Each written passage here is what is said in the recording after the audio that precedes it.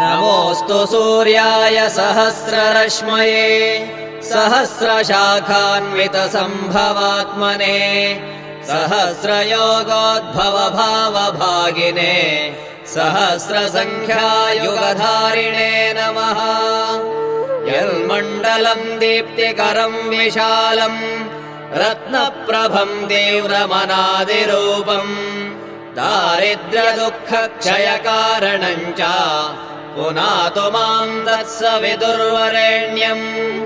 यन्मण्डलम् देवगणैः सुपूजितम् विप्रैः स्तुतम् भावनमुक्तिकोविदम् तम् देवदेवम् प्रणमामि सूर्यम् पुनातु माम् तत्सवितुर्वरेण्यम्।